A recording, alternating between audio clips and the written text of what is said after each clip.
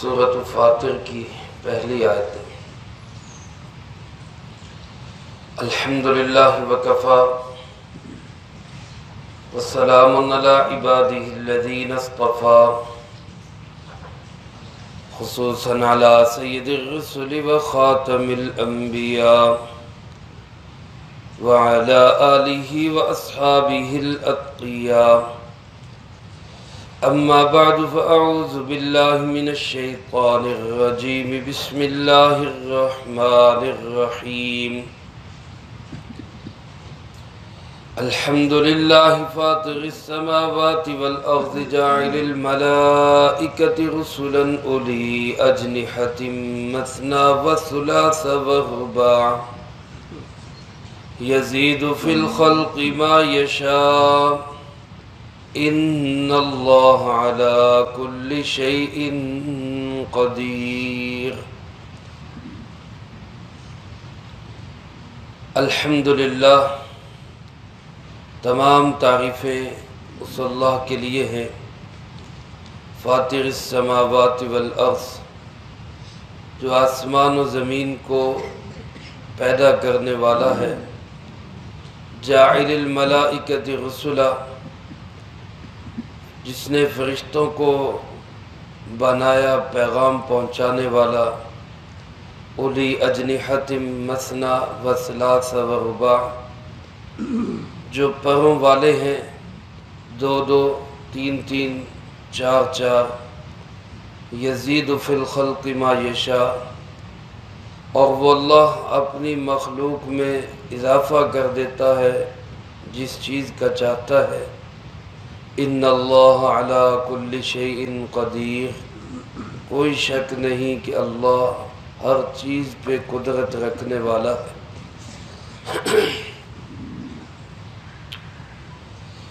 اس سورت کے دو نام ہیں، ایک نام تو سورۃ فاطر ہے جو مشہور نام ہے، اس کی پہلی ہی آیت سے یہ لفظ لیا گیا ہے، اور دوسرا نام اس کا سورۃ الملائکہ بھی ہے، وہ بھی اس کی پہلی ہی آیت میں ذکر ہے۔ مکی صورت ہے، یعنی جناب محمد کریم صلی اللہ علیہ وسلم کی ہجرت سے پہلے یہ صورت نازل ہوئی، اور اس کی 45 آیات ہیں، 5 رکوعوں پہ یہ مشتمل ہے۔ ترتیب کے لحاظ سے یہ 35ویں نمبر پر یہ اب ہم اس کا درس سننے جا رہے ہیں، اور نازل ہونے کے اعتبار سے اس کا 43واں نمبر ہے۔ اس سورۃ مبارکہ کا آغاز اللہ پاک نے الحمد کے لفظ سے فرمایا۔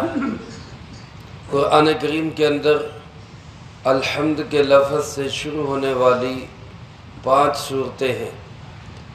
پہلی صورت جو قرآن کریم کی سب سے پہلی صورت ہے، سورۃ الفاتحہ، اس کے بعد 7ویں پارے کے اندر سورۃ الانعام، پھر اس کے بعد 15ویں پارے کے اندر سورۃ الکہف، اور پھر 22ویں پارے کے اندر یہ 2 صورتیں، اس سے پہلی سورۃ سبا اور یہ سورۃ فاطر، الحمد کے لفظ سے شروع ہو گئی۔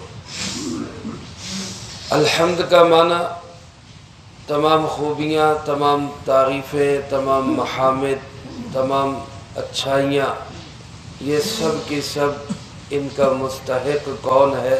وہ اللہ ہے۔ اس لفظ سے پتہ چلتا ہے کہ اس صورت مبارکہ میں زیادہ تر اللہ پاک نے اپنی نعمتوں کا ذکر کیا، اور انہی نعمتوں پہ پھر ہمیں یہ گویا کہ عملی تعلیم دی گئی کہ اللہ کا شکر ادا کرو، اور شکر ادا کرنے کے لیے زبان سے بہترین جملہ یہ نکالو، الحمدللہ، تمام تعریفیں کس کی ہیں؟ اللہ کی۔ میرے محترم دوستو، علماء نے لکھا ہے کہ اللہ پاک نے ہم پہ جو نعمتیں کی ہیں، وہ ساری نعمتیں وہ 4 قسم کی نعمتوں کے اندر بند ہو جاتی، 2 دنیا کی ہے اور 2 آخرت کی۔ دنیا کی 2 نعمتیں یہ ہیں کہ سب سے پہلے ایجاد، اللہ نے ہمیں پیدا کیا، ہم موجود ہیں، کیونکہ باقی نعمتیں تو ساری کی ساری اسی وجود کے ساتھ جڑی ہوئی۔ یہ وجود ہے تو سانس بھی ہے، یہ وجود ہے تو دیکھنا بھی ہے، یہ وجود ہے تو سننا بھی ہے۔ تو گویا یہ سب سے بڑی اور پہلی نعمت ہے کہ اللہ نے ہمیں یہ وجود عطا کی ہے۔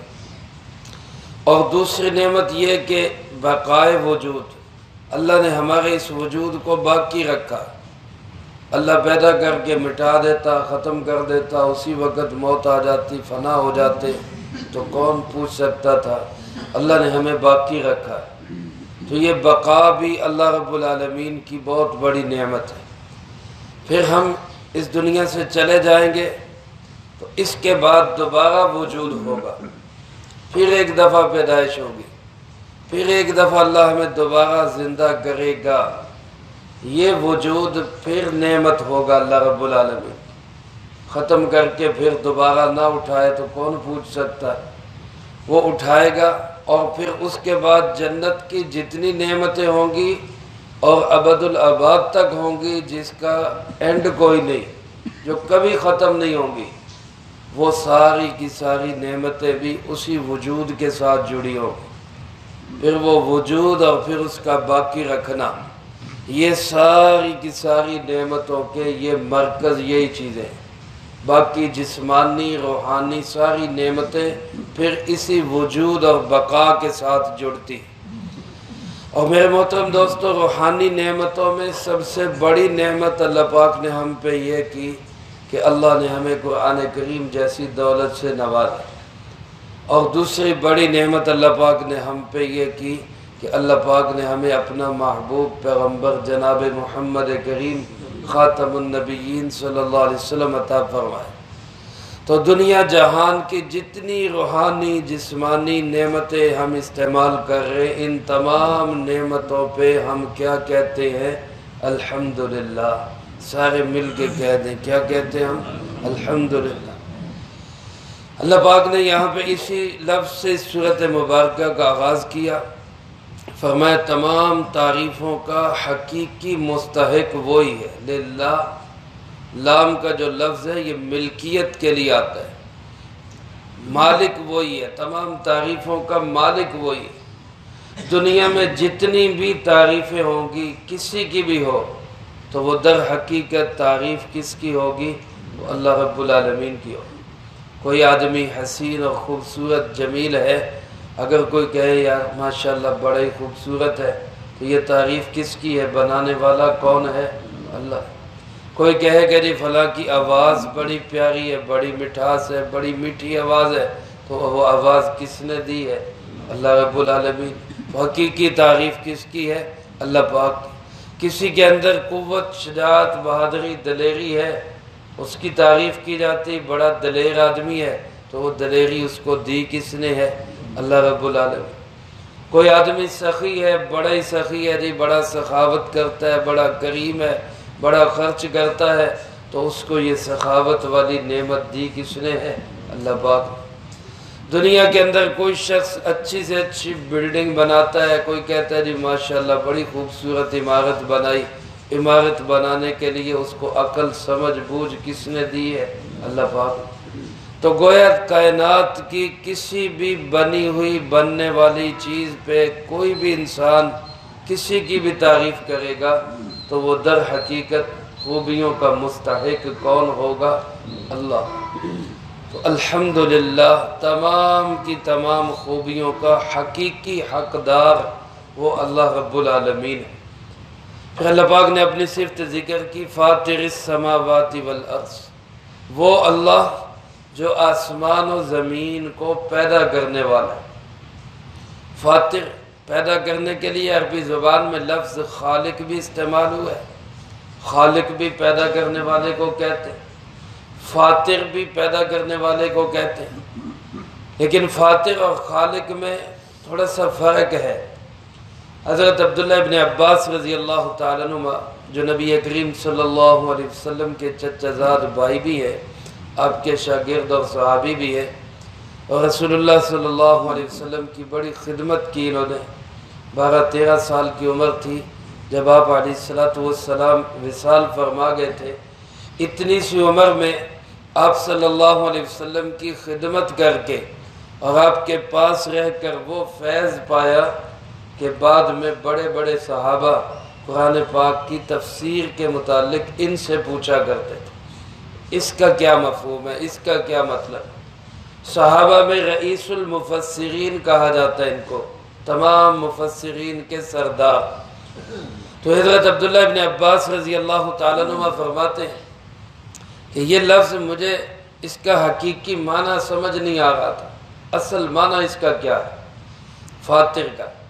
حالانکہ عربی دان تھے، خود بھی عربی تھے، اور قریش کی عربی تو بڑی مشہور عربی ہے، لیکن پھر بھی کہتے ہیں کہ مجھے سمجھ نہیں آ رہا تھا کہ اس کا اصل معنی کیا ہے۔ پھر کہتے ہیں ایسے میں کسی دیہات میں چلا جا رہا تھا تو دو دیہاتی آدمی آپس میں لڑ رہے تھے۔ دیہات والوں کی جو زبان ہوتی ہے وہ خالص ہوتی ہے، وہ پنجاب میں ہو یا عرب میں ہو، ان کی زبان میں وہ دوسری زبانوں کی آمیزش نہیں ہوتی، وہ اپنی زبان خالص زبان بولتے۔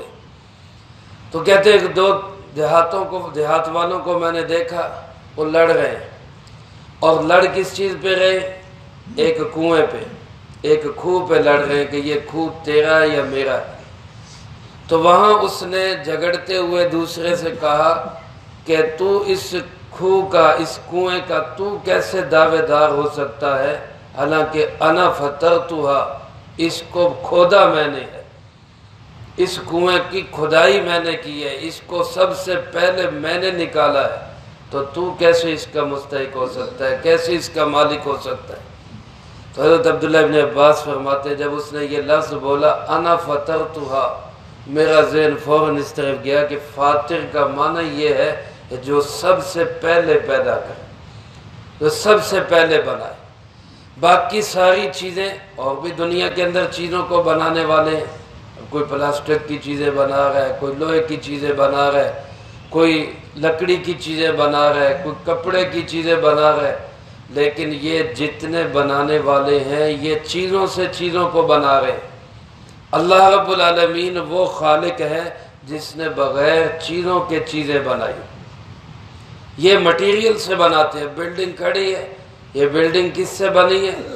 بنائی تو ہے کسی نے، اس کو کوئی بنانے والا تو ہے، لیکن اس نے بنایا کس سے ہے؟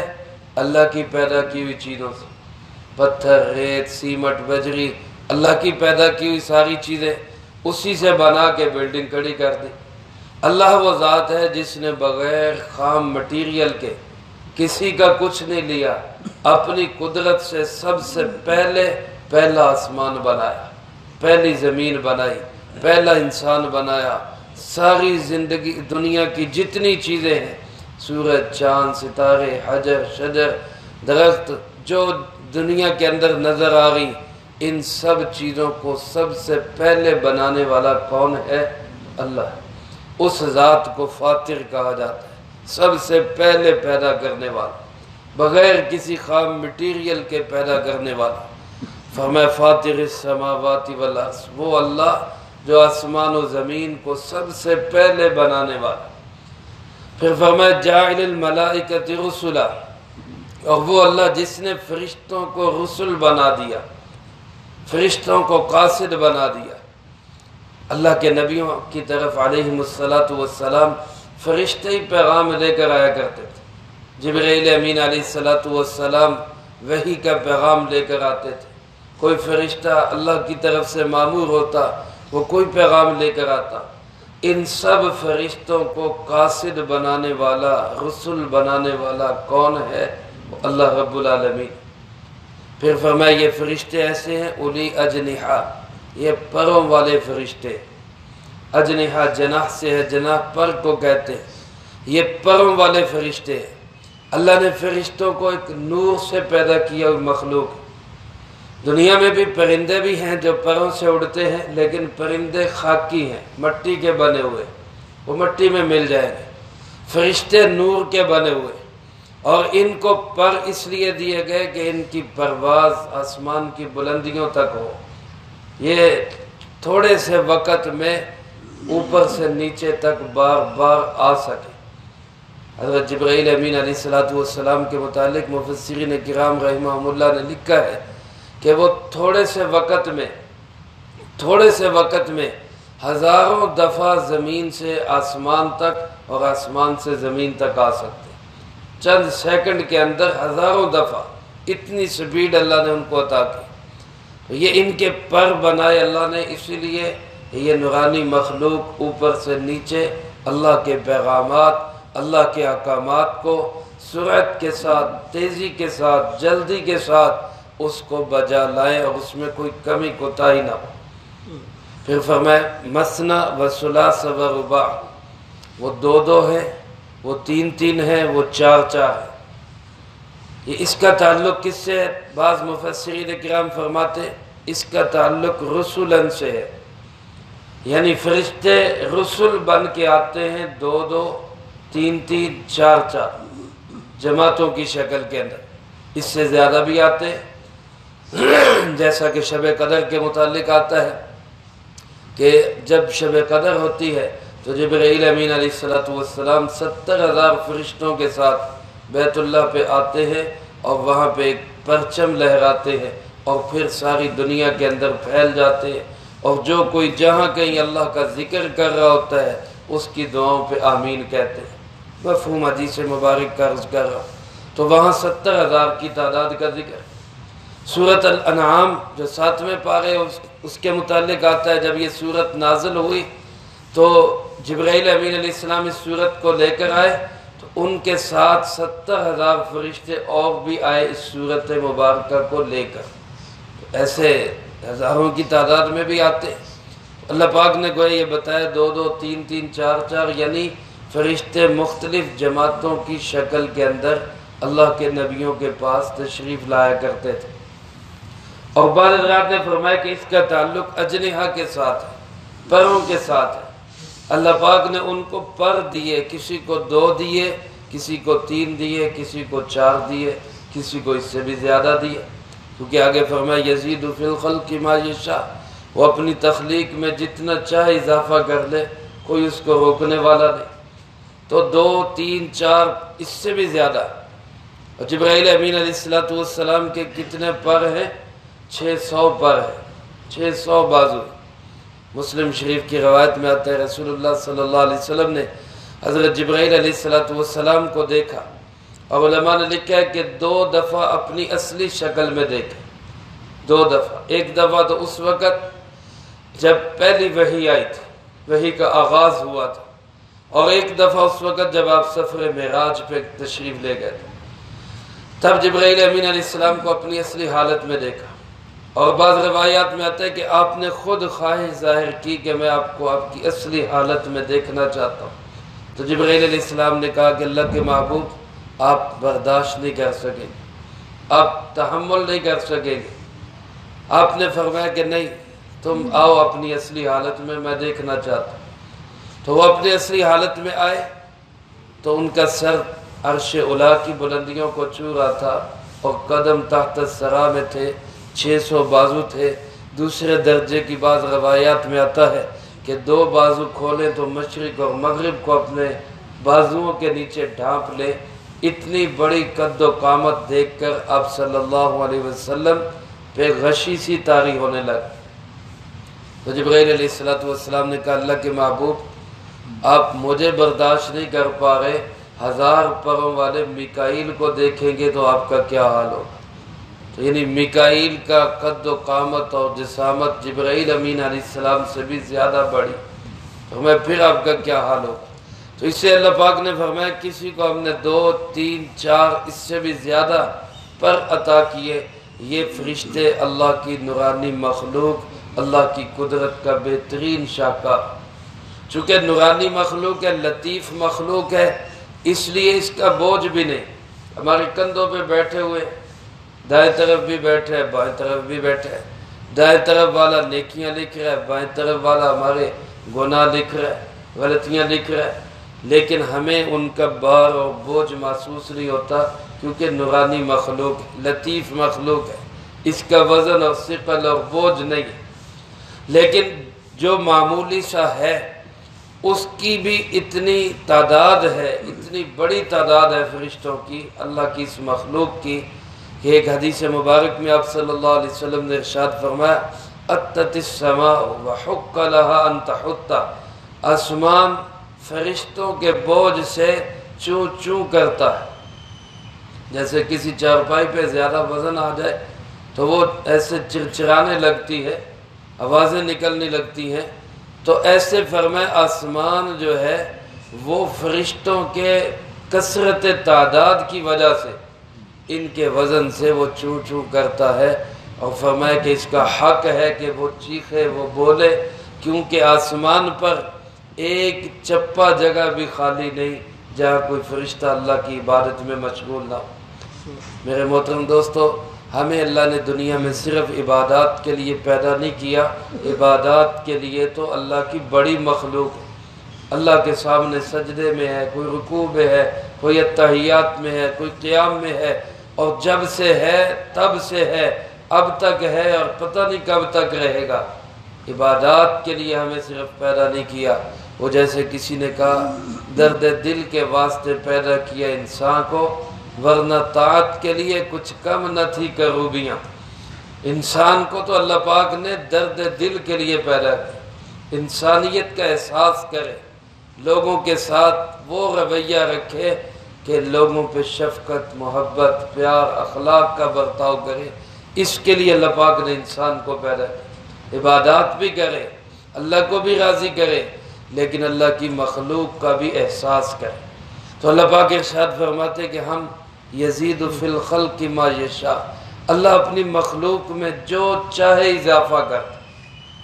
بعض علماء فرماتے اس کا تعلق صرف فرشتوں کے ساتھ ہے، فرشتے جتنے بنا دے، جیسے بنا دے، جتنا اضافہ کر دے، 2 2 3 3 4 4 پر ہیں، اس سے زیادہ کر دے، اللہ کو اختیار ہے۔ اور بعض فرماتے ہیں کہ اس کا تعلق ساری مخلوق کے ساتھ، صرف فرشتوں کے ساتھ نہیں، ساری مخلوق کے ساتھ۔ اللہ پاک کسی کا حسن بڑھا دے، کسی کی طاقت بڑھا دے، کسی کی آواز کی خوبصورتی کو بڑھا دے، کسی بھی ہنر کے اندر اللہ اور اضافہ کر دے، تو یہ اللہ رب العالمین کو پوری قدرتیں حاصل۔ آج میرے محترم دوستو، ہنر، کاریگری اور صناعی اور انسان کی عقل، فہم، سمجھ اپنے عروج پر ہے، سائنسی ایجادات ہے، نئی سے نئی چیزیں بن رہی ہیں، یہ سب اضافے اللہ نے قرآن میں پہلے ہی بتا دیے تھے کہ میں جو چاہوں گا میں بڑھاتا چلا جاؤں۔ گویا ان ساری مخلوقات کی طرف اللہ نے پہلے ہی اشارہ کر دیا۔ انسان جتنی مصنوعات بنا رہے اور یہ سمجھ رہے کہ میں بنا رہا ہوں، انسان نہیں بنا رہا، یہ کون بنا رہا ہے؟ در حقیقت اللہ ہی بنا رہا ہے، اور اس نے اس کا پہلے سے ذکر کر دیا ہے کہ میں جو چاہوں اپنی مخلوق میں اضافہ کرتا۔ اللہ پاک فرماتے ان اللہ علی کل شیء قدیر، کوئی شک نہیں، سارے کہہ دیں کوئی شک نہیں ہے کہ اللہ ہر چیز پہ قدرت رکھنے والا۔ اس کا اظہار کروایا یقین کے ساتھ کہ کہو کہ کوئی شک نہیں، اللہ ہر چیز پہ قادر ہے، اللہ سب کچھ کر سکتا ہے۔ اللہ ہمیں اپنی قدرت کا یقین نصیب فرمائے۔ اسی قدرت والے اللہ کے ساتھ جڑنا، یہی ہماری زندگی کا خلاصہ ہے۔ اس قدرتوں والے رب کے ساتھ جڑیں گے تو زندگی میں امن، چین، سکون، اطمینان آئے گا۔ اس سے جتنا کٹیں گے، جتنا دور ہوں گے، اتنا زندگی بے چین، پریشان اور فکروں کے اندر گزرے گی۔ اور اس قدرتوں والے رب کے ساتھ جڑنے کا راستہ کیا ہے؟ وہ جناب محمد کریم خاتم النبیین صلی اللہ علیہ وسلم ہے۔ جتنا اللہ اور اس کے رسول صلی اللہ علیہ وسلم کی اطاعت ہوگی، اللہ کی قدرت ہمارے حق میں شامل حال ہوگی۔ اللہ مجھے آپ کو سب کو قرآن و سنت کی صحیح سمجھ نصیب فرمائے، جو کہا سنا اس کو زندگی میں لا کے دوسروں تک پہنچانے کی توفیق عطا فرمائے۔ اللہم انت السلام ومنک السلام، تبارکت ربنا وتعالیت یا ذا الجلال والاکرام۔ اللہم اعنا علی ذکرک وشکرک وحسن عبادتک۔ اللہم احسن عاقبتنا فی الامور کلها واجرنا من خزی الدنیا وعذاب الآخرہ۔ اللہم باقیتا کباقیت الولید، اللہم استر عوراتنا وآمن روعاتنا۔ اللہم انا نجعلک فی نحورہم ونعوذ بک من شرورہم۔ اللهم اكفنا بحلالك عن حرامك وأغننا بفضلك عمن سواك. اللهم اكفنا كل مهم من حيث شئت ومن أين شئت. رب اغفر وارحم وأنت خير الراحمين. ربنا هب لنا من أزواجنا وذرياتنا قرة أعين واجعلنا للمتقين إماما. رب ارحمهما كما ربياني صغيرا. اللهم اجعل حبك أحب الأشياء إلي واجعل خشيتك أخوف الأشياء عندي واقطع عني حاجات الدنيا بالشوق إلى لقائك. وإذا أكررت أعين أهل الدنيا من دنياهم فأكرر عيني من عبادتك. ربنا تقبل منا إنك أنت السميع العليم وتب علينا إنك أنت التواب الرحيم. وصلى الله على النبي الكريم وعلى آله وأصحابه أجمعين برحمتك يا أرحم الراحمين.